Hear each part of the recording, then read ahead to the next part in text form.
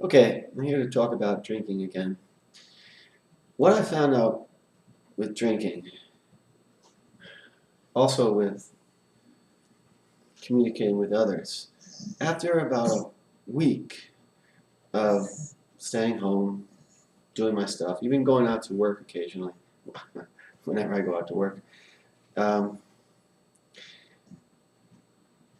even though I'm not home here by myself, I'm not happy here, and my wife, I still find that after a week and 2 weeks max, that I'll want to have face-to-face communications with people. I mean, communicate, not just going to work and seeing people and doing my usual thing, uh, lecturing. Yeah, so I think that has to do with the ego, kind of seeking to test out uh, what I'm doing, what I'm considering, to see what others think of it, and also to try to kind of put forth my ideas onto other people, see if I've made any progress in there. I guess it's just wanting to. What did I write down? It's wanting to just test what I'm doing, check out what I'm doing uh, on someone else. I don't know what it is actually, but after about every week, two max, I find myself wanting to communicate face to face with people, even if it's just on Skype. Tell them, talk about what I'm doing, etc. Um, what else? With regard to drinking during the week, I haven't found a problem. It doesn't seem to be a problem not to drink during the week.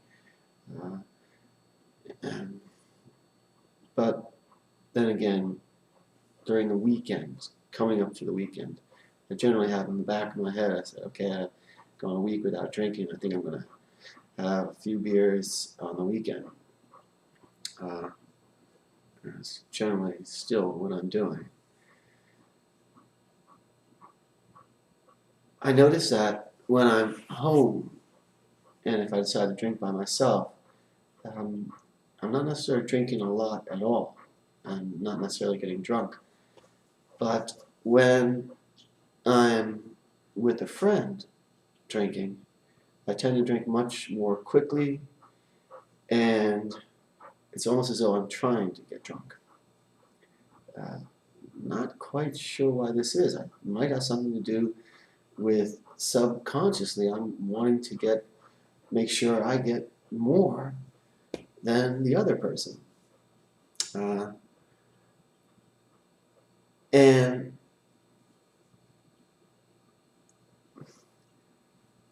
I also find myself not wanting to stop, not wanting to part ways. So, example, if there's someone that I'm hanging out with, talking, enjoying, and drinking, I find myself wanting to continue doing it as opposed to, go home.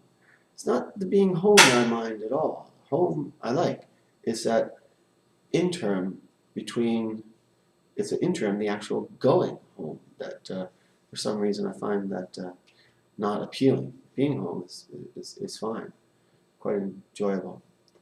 Um, yeah, so I've got to figure out that point with me uh, when I'm with others, especially with drinking. Well, that's the only time I'm with others. Generally, if I'm not working, I'm with others. We're drinking beer. Uh, is why I tend to drink more quickly and why I tend to drink more, as opposed to, for example, being home and having a beer or two, uh, and slowly drinking, no hurry. So there's something there, and I'm not exactly sure what it is. Okay, that's on drinking. I'm writing this down so hopefully I'll figure it out. Again, it's not a question of willpower. I'm I'm good with that. I can do whatever I want. It's a question of desire, changing, getting rid of the desire, these desires. Desires, I'm going to go do it, generally. Yeah. So it's a question of getting rid of the desires, understanding where they're coming from, and stopping them. The other thing I wanted to talk about was the equal money system, which I made a video of yesterday. And I tied equal money to impending food crisis, as I see it. I've seen this for a long time. Food shortages coming, and it ties in. I try to put everything together. For me, it's knowledge and information. It's like a puzzle. So I try to put it together to figure out what's going on.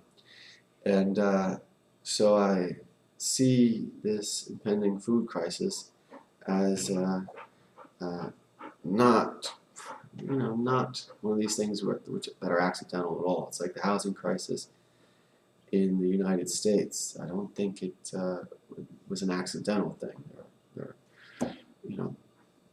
It's part of the big plan. I think everyone knows what's going on, and there's no, with regard to food in the world, the United States, and GMOs, Monsanto, and the grains being transferred to make ethanol as opposed to feeding people.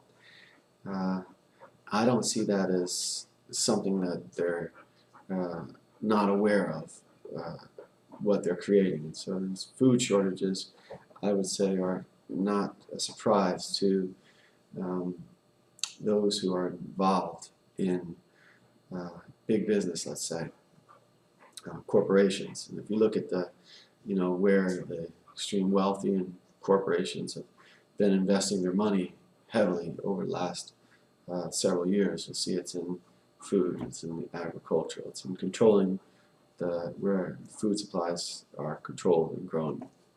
So looking at what I'd say is an impending food crisis, again, whether it's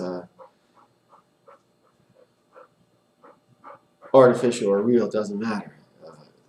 People don't have food, they don't have food. So here again is another failure of the capitalist system, basically, within which there are no laws except for the laws of money, life, etc. So it's a capitalistic system that has failed life, and that needs to be changed. So I'm starting to look more, again, considering the equal money system and how to talk about that and get people to recognize that it's a solution, interim solution